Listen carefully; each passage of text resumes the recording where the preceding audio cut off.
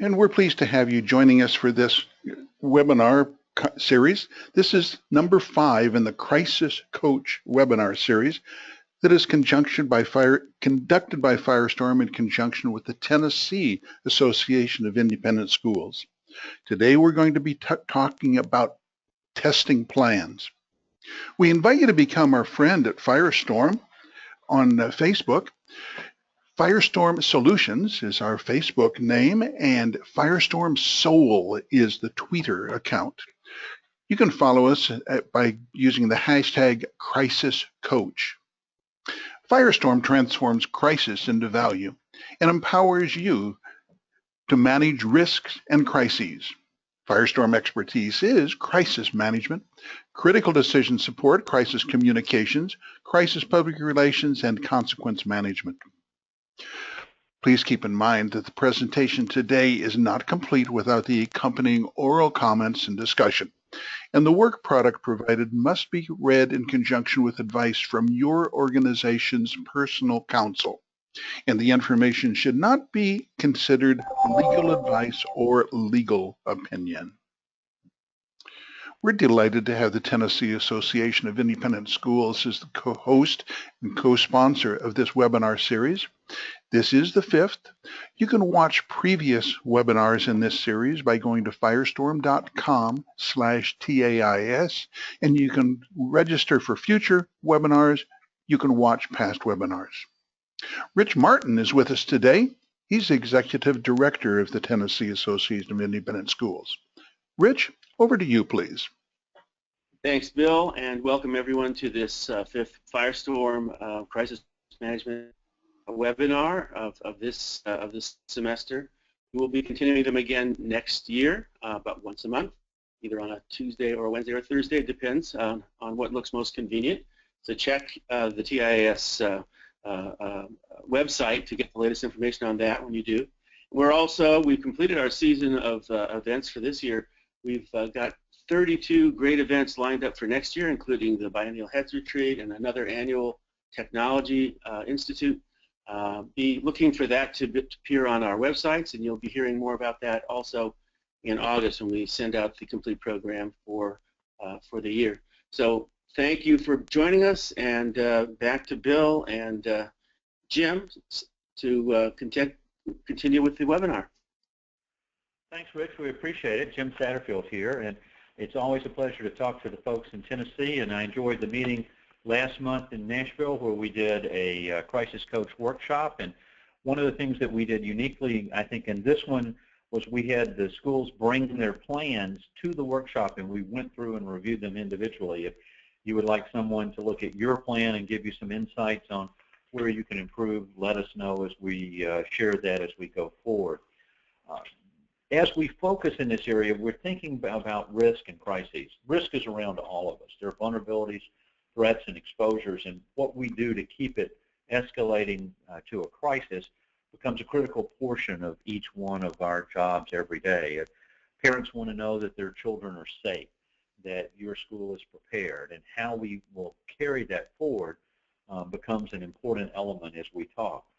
Interestingly, that phrase at the top, Crisis Coach, is starting to become what we're seeing across lots of areas, even in the business and commercial sectors. You're seeing terms like a business coach helping CEOs and senior executives.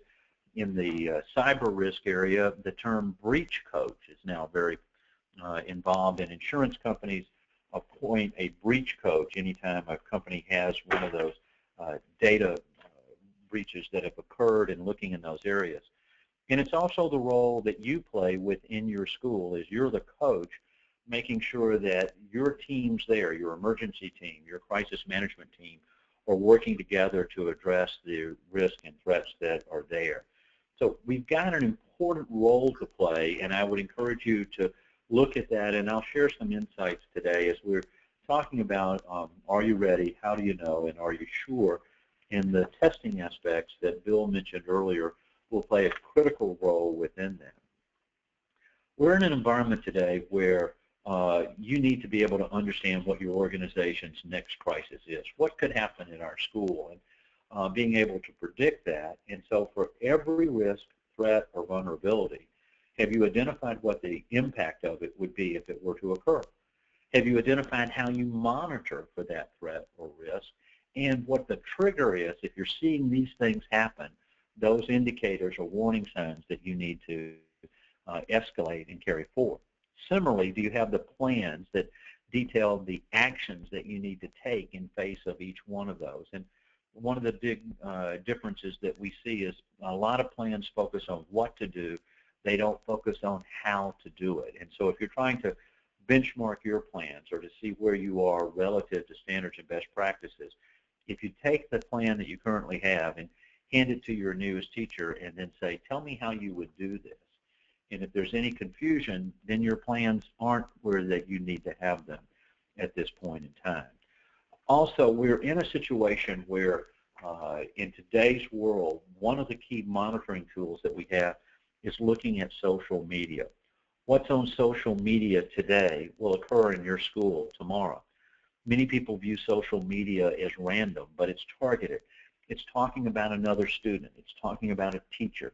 It's talking about an event in your school. It's talking about one of your locations. And so since it is targeted and not random, it gives you the ability to predict what's going to happen next. So one of the challenges that you want to think about now as we go through this exercise today and talk about these elements is, how do you know what's going to happen next? And that's going to be an important element for you to plan over the summer. As we wind down our school year and we look at graduations, what do we need to be putting in place over the summer? So when our teachers and students come back in August to start the school year for the fall, that we're in place and having addressed each one of those. So in today's environment, everything is in fact foreseeable, and tomorrow anyone can be held accountable. Our parents turn our students over to us, and we have care, custody, and control. There's an expectation that school is a safe place to be, and it's the environment in which we want to be in to know that those elements are there. And we've done literally hundreds and hundreds and hundreds of assessments of school plans across the country, and the private school and independent school market as well as the public school market. The average score across all of those is less than 50%. Now, you probably brag about your school, and rightfully so. You're strong from an academic standpoint. You're strong from a moral value standpoint. You're strong in your athletic programs and your extracurricular activities. And so you're proud of the fact that we're in the top 1% or 5% of schools across the country, and we can point that out. But if you were in the bottom half of schools across the country from a preparedness and a safety standpoint, that wouldn't be something you'd want to brag about. That would be something that would be a particular problem. And knowing where you are and having the ability to say, we're here and we're going to improve from this point up to the next, so that we can become a leader in this particular area. And so when we think about safety and we think about preparedness, it is in fact a continuous improvement process.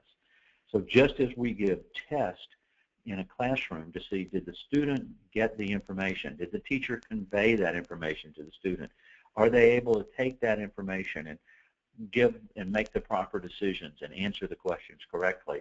That's the reason why we test plans, because we want to find out in a safe environment where we stand in each of these areas. Now, very seldom do we come in and find a school that says, boy, we have an unlimited budget, we can throw money at this problem, let's make this happen. In fact, it's just the opposite. It probably is at your school today as you're thinking about. And so we find them say, you know, we need to address that, but we can't do it now, we'll do it next year. And then school starts up and the comment will be, well, we're in startup, we'll get to that a little later.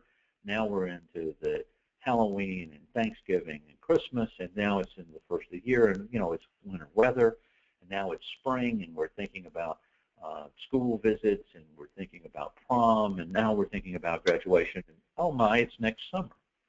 And that type of a situation comes about, and so it's not now, it's never.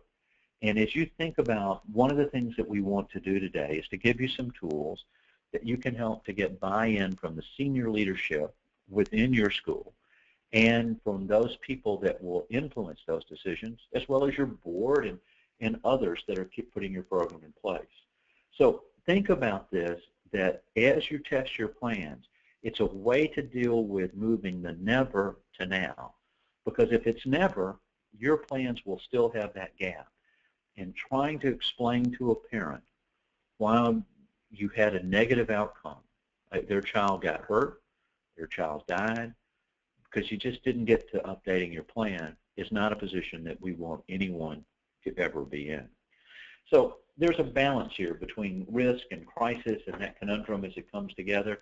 JFK in his book talked about the Chinese symbol for crisis being one of combining danger and opportunity.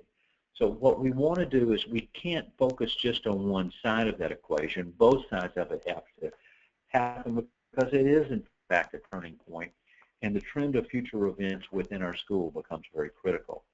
Now, as we look at the things that can go wrong in a disaster or crisis, there are 5 common failures, and today we're going to talk about the 4th in that list, and that's the failure to conduct exercises and update plans.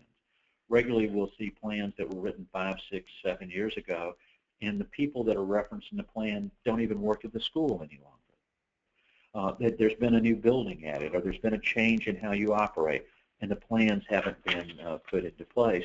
Or, in fact, not every component of the plan has been, in fact, tested.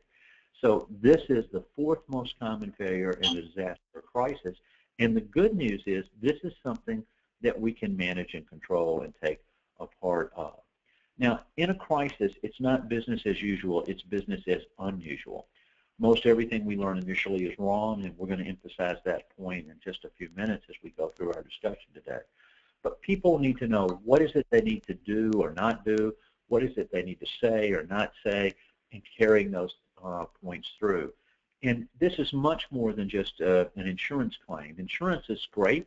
It's designed to try to make you whole after the event, but there is no insurance policy in the world that can make a parent whole after the death of their child.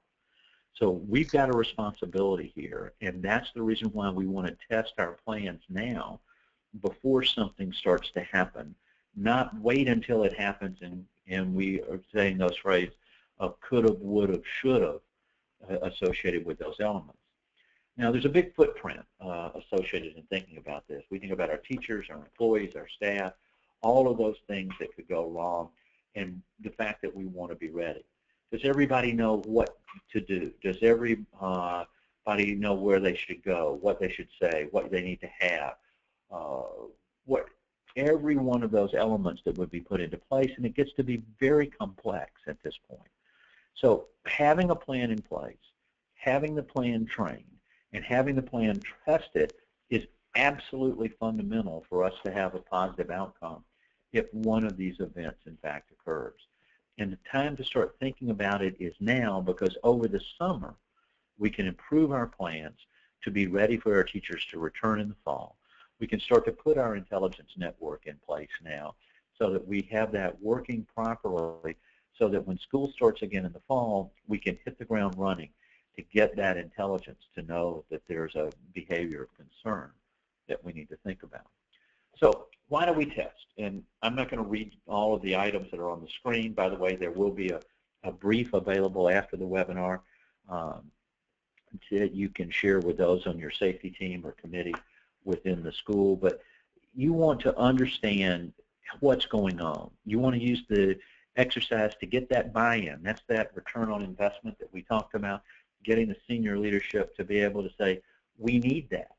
And that list there about how we coordinate, how we communicate, how we control becomes important, and we're going to continue to expand that in today's webinar as we talk about it. But what are the areas of weakness that we found? What do we need to be able to do? And if we can improve that and do it in a safe environment, and that's what a test does, it leads us to that level.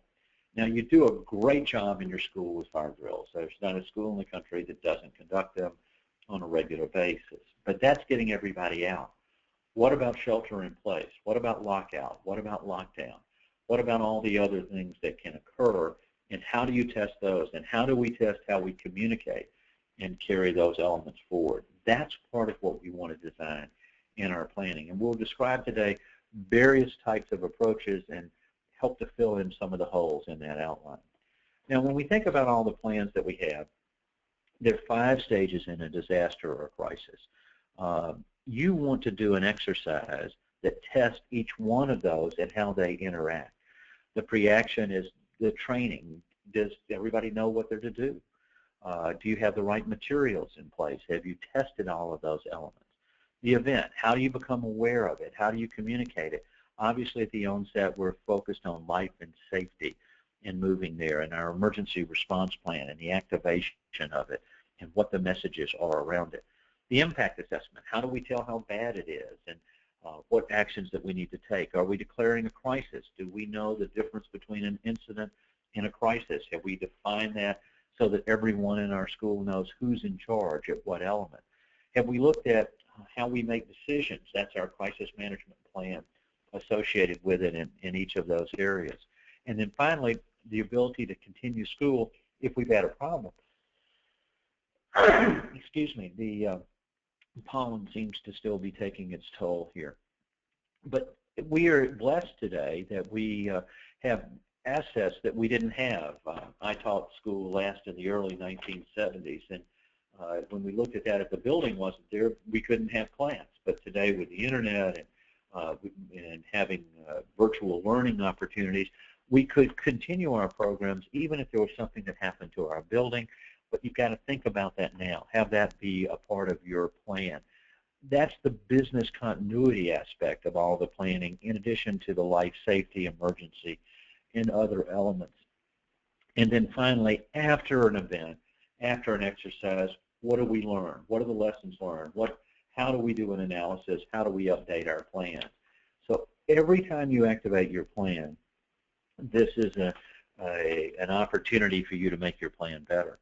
I did a webinar earlier today to the business community up in upstate New York, and in talking with them, they had done a survey, and they found that 65% of their members had called 911 during the previous year. 65%. I found that a startling percentage. Well, that would mean they had an opportunity to test their plans and find out what worked. Have you had an opportunity to do the same and evaluate how we do it better? So as we think about testing of plans and looking in those areas, there are a lot of questions that start to occur that you would ask anytime you're doing an exercise or a test or actually in a live event. What's occurred? What do you know? What's going to happen next? What's the plan or the strategy or the activities we're going to do? How do we monitor? And remember, everything you learn initially is wrong. So you're going to be forced to make these decisions based upon wrong information. What are your messages? And I would encourage you, the fact that you know in schools we're uniquely positioned, you know how to communicate with your teachers at home or at school, how to communicate with your staff at home or at school, how to communicate with your students and parents at home and at school. So if you have an event that's occurring, you can communicate directly with them without going to the media, because the media will put their spin and their version on it. So you want to make sure that you've identified what your key messages are for each one of your vulnerabilities and threats and the medium that you will use to communicate that. Now, many of you attended the webinar. We had some 600 schools last month in the Sandy Hook webinar that we did to give you an inside feeling there and share the 911 tapes around it and the impacts that were associated with it. But in that particular event, the principal was killed, the psychologist was killed, and the assistant principal was seriously injured. So the 3 people that could have communicated and been spokespersons were unavailable. Think about that as you design your plans, and we generally recommend that the head of school isn't the initial spokesperson, because they're going to be focused on solving the problem and dealing with the issues around that. So as you think about that, here are all the questions that you need to be thinking about and as you go forward. And the actions that you need to take are listed here. It's a partial list, but it gives you a good feeling for the types of things that would have to be dealt with in an emergency or a crisis or a disaster at your school. And if some of these activities you haven't thought about, it's a chance to think and to start to say, how do we address it? You probably have some people that are very strong supporters of your school. You've got some that are detractors that are using anything that would occur that would potentially indicate a problem associated with it.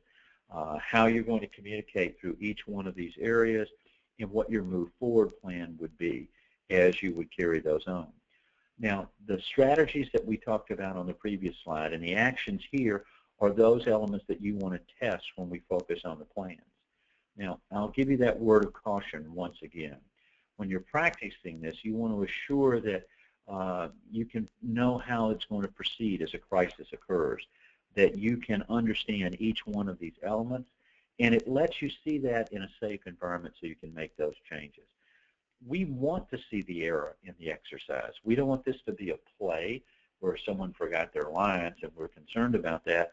If they don't know, it's better to learn that in the exercise, in the test exercise, than learning it in the actual event. Now, this is compounded by the fact that almost everything you find in the first 24 hours is wrong. That's why you have to have an intelligence network. That's why you have to do monitoring for each one of the vulnerabilities and threats, because as you come together, you can see a difference. Regularly, I'll ask a group, how many people in the room have more than one child? And you'll see a large number of hands go up. And that's it. And then I ask them, do you process information differently from one child to another? Do you have to have a filter that's associated with each child? And the answer is overwhelmingly yes when I do that. Well, the same thing is true here. As you're receiving information, whether it's from a teacher or a student or another source, you're going to have the ability to process that and to see where you are relative to it and how that will impact the decisions that you're going to make.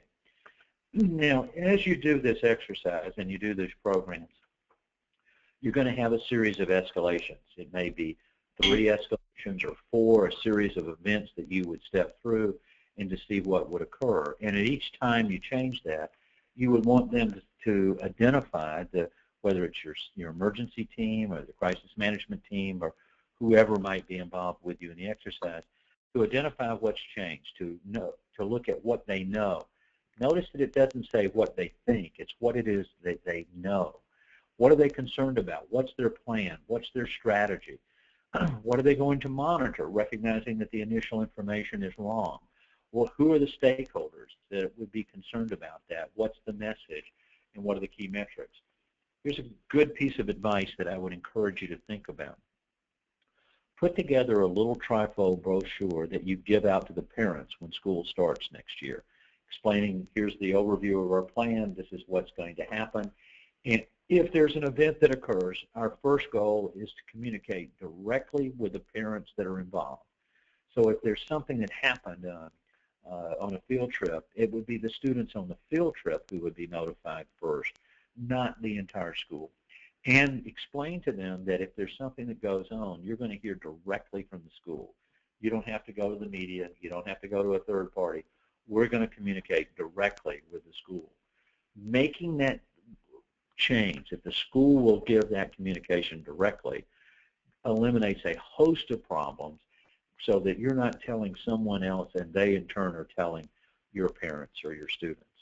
So establishing that expectation up above will save you a tremendous amount of stress and grief and miscommunications at a very critical time in the life of your school. And we can certainly share with you some ways to put those elements in place. So that looking at what you're going to monitor, what is your message, and what are your key metrics. How will we know if we did a good job? If you look at these questions, every time there's an escalation within your test exercise or in the event that's occurring, it'll help keep you on track and bring you into alignment with standards and best practices. Now, you're in the business to run a school. We don't want to disrupt the operations there, and we don't want the testing of your plans to be there. But so it's a matter that we're going to grow. We're going to start simply, and we'll show you how that comes now with 5 different types of exercises that you can implement. But we want to then increase over the school year the level of complexity as we carry those forward. And everybody who participates in those exercises needs to understand what the objectives are at each point along the way. Now, the exercises need to be realistic. I don't think that in Tennessee we're going to have a volcano exploding anytime soon.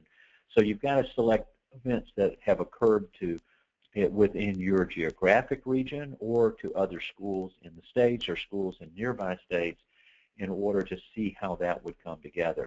I also don't want to make it so complex. You're only going to test 1 or 2 key elements associated there, not 100, because that'll be overwhelming and you'll lose the ability to understand what's been occurring. And how do they deal with the escalations and the requirements that are associated with each one of those as they start to unfold? Now, of the 5 types of exercises, this is the first. It's an orientation and a walkthrough. And I see this happening for you when we return to school in August. You take the teachers and staff and go through a walkthrough of your plans, explaining the emergency plans, explaining how your crisis management structure works, how your communications will work, what all of the announcements will be, covered the standard protocols, lockdown, lockout, shelter in place, evacuate, how those would be dealt with. Obviously, the first time a teacher or a staff member becomes aware of what your plans are needs to be in an exercise and not in a live event that's occurring. So we get our staff together first, and we would do this at the start of the year. You generally would not do this again during the school year unless you made a change or you added a new plan. If you don't have a communicable illness plan, which I would strongly encourage you to put in place, when you instill that plan, that's an example of where you would do a walkthrough. So I'm viewing this happening, takes about an hour to an hour and a half, answer questions and do that as a walkthrough. And you could do little mini scenarios at each step along the way. The next step up is a drill. And by the way, this is the area that schools do very well, particularly when it's a fire drill. But unfortunately, most of the time, it is only a fire drill that's done. We're starting to now see the armed intruder, the lockdown or the lockout come into play and carrying it on. These exercises involve the students and the teachers. We're looking at how we communicate and how quickly the actions that we want to have them take. And it could be as short as 10 or 15 minutes, or it could take up to an hour, but you're testing a particular component. One common failure that we find here is that schools do not test a lockdown with the students at recess outside of the school. And I would encourage you to test that so that your teachers and students understand what it is you want them to do in that direct exposure. So we will schedule this, and I would say a drill once a month on some component of seeing how that communications and action come together as those elements would set up. Now, at least once a quarter, I would recommend that you do a tabletop. Take your safety team or your emergency team, and in conjunction with your crisis management team or your behavior of concern team that evaluates and does those risk assessments, and do a tabletop exercise. Describe an event, let them go through how they would make decisions, what they would communicate and carry this forward, and pick a conference room or an area that you could sit down and hold that discussion and go through. Maybe you put your emergency team in one conference room and your crisis management team in another and measure the communications back and forth between the two groups. Normally, this kind of an exercise takes about an hour and a half to 2 hours to go together. I would encourage you to add 30 minutes after that to do a debriefing. What worked well? What didn't work well? What did they wish that they had known that they, in fact, didn't get to know and to carry forward? That's an important element to include as you carry that forward. The next level up is a functional review, and if we're going to test a particular component, maybe this is security oriented, maybe it's communications oriented, and this is a little more complex as you test this type of an exercise. I would say this is generally an hour and a half to a half day, and it's going to involve some field simulation associated with it as you look forward. I would see you doing this type of an exercise maybe once during the school year. So we went from the beginning with the first, to monthly with the drills, to quarterly with the test exercise on the tabletops, to this once during the school year. Also, you might want to consider once during the school year a full-scale operation where you would involve local first responders Or you could do an exercise on a weekend with the first responders and let them do that drill at your school so they understand where the cafeteria is or where the access is. I've been fortunate enough in working with the Tennessee Association to go to a variety of the independent schools across the states, and I will tell you that I'm very impressed with the quality of the facilities that are there. But I see a large number of buildings, and if the first responders were unclear and they get the 911 call, they may not know which building they need to focus on. And understanding that and going through this full-scale event would certainly be a good idea to do. I would say that you would want to allow this being at least 2 hours or even as much as a day to go through that and do that event. And I don't think that you're going to be able to do more than one of these within a school year. But if you've gone several years and haven't done it, it should go onto your agenda to do it in the next school year. So as we go through that, immediately after an exercise or an actual event that occurs, you want to see how did we do? Did we meet the objectives that we were looking at it? Are there corrective actions that we need to take? What are the gaps that we see? And how do we modify? And based on what we saw in this exercise, what's the next exercise that we need to conduct and do? And let's put that at that point. Now the follow-up is a little more detailed following the examples that you saw in the previous phase, where you're really getting the feedback and pulling it together. I would encourage you to look at them, the issues of command, control, coordination, and communication. Those 4 C's are where you're going to have your failures. That's where the failure is going to occur. So as you design your exercise and you do your evaluation of how you did, I would encourage you to look particularly at those 4 C's. If you've got departments in your school, the English department or history or the science, and have reports from them about how it affected each one of them in coming through. Now the term of art for this type of an evaluation is called a hot wash. The other terms I've heard are red cell, after action review, or walk the cat back. I think that's my favorite. Just the idea of trying to get a cat to walk backwards is hard enough to imagine, because the cat won't go forward where you want them to do. But it's a chance to really look and see, did we test our plan? Did it reveal weaknesses?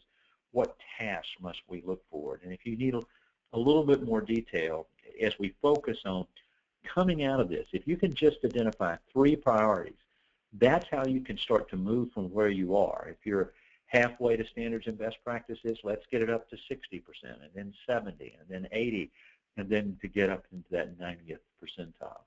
So we'd be reviewing all of these areas, and note that 3rd bullet there, note issues of command, control, coordination, and communication. Those are very important in looking at each one of those areas, providing feedback associated with everyone that's involved there at that time. So that's an important element. And then documentation. This is continuous improvement. You test students to find out, did we communicate the issues that they should know about? Did they get the information? And then the tests show, can they process that information and apply it? That becomes the opportunity for you to carry it forward. So make sure that you're closing the loop. As you're writing this up and giving a report back, it's something that you can share with your safety or emergency committee. You can share it with the leadership in your school. Ultimately the board, because this is a board responsibility to assure that the safety of our children are there, that we have all of those elements that are in place. That's an important aspect for you to be aware of and to know. Now, as you finish this up and you're doing it, I would ask you to have your team rate themselves on a maturity rating. How did they do relative to everything else? And you can see the focus then would be on 5 dimensions: their decision process, the roles and responsibilities, the information clarity, the speed of decision making, and the communications effectiveness. And we measure that across 4 stages of maturity. Stage 1 is everything is a liability and it comes as a surprise, all the way up to stage 4 where it's strategic and part of our culture. I've been impressed by the Tennessee schools. that you have established a unique culture within each one of your campuses, within each one of your school communities. But you need to establish that same level of maturity within how you deal with a crisis and how you make a decision. That becomes very important. So use this as a tool to let the group self-identify. The first exercises that you do with your school will probably be down in that stage 1 area. But as you do them monthly and you start to improve, then you'll see the movement through each of the stages as you want to mature to the highest level that would be out there. And the way we do that is by following that predict, plan, perform process. Predict what the vulnerabilities and threats are that we see within our school. And it's not just natural disasters. It could be bullying, cutting, suicide,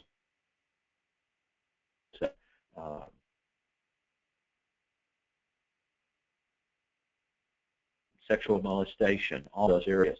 What are the impacts of each one of those? What do we monitor to know about them?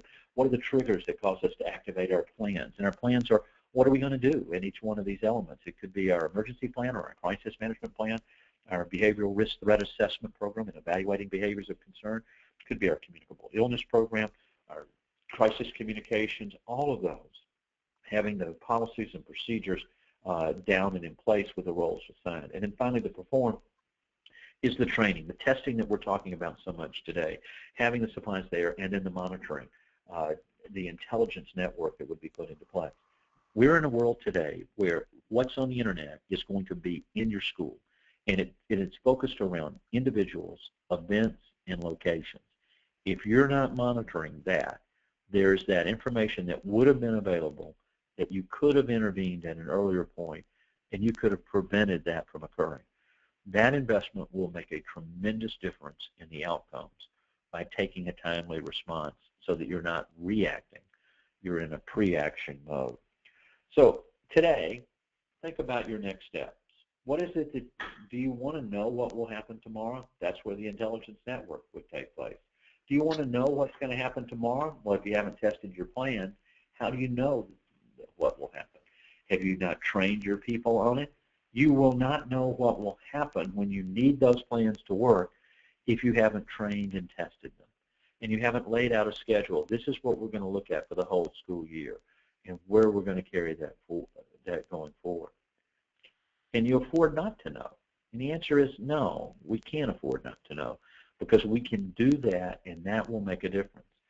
I reviewed some of the plans from the schools in Tennessee at the crisis workshop that was held last month. And as we went through, one of the schools brought their plan in, and they talked about, well, we're going to leave a code orange. I said, well, what does that mean? He goes, I don't know. If you're going to use terms that people don't know, why are you surprised that you don't get the actions that you want to have happen? Everybody needs to have clarity, and it needs to tell people how to do, not just what. We just finished reviewing plans for a large school, and they had complex instructions in lockdown. It was like 2 or 3 paragraphs long. You wouldn't have time to give that communications if you had an active shooter in the school. It needs to be simple. It needs to be clear. And that was a failure that they had in their plans.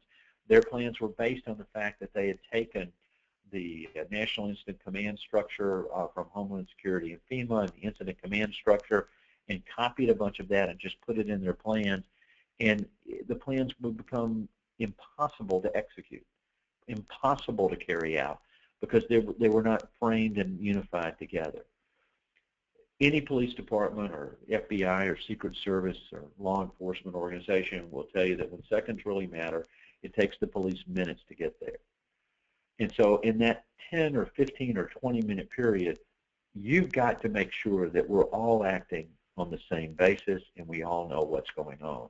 That's a challenge that we're faced with, to buy us time before their first responders can come in. You have some opportunities. One, many of you, I think we had 600 viewing the Sandy Hook webinar from last month.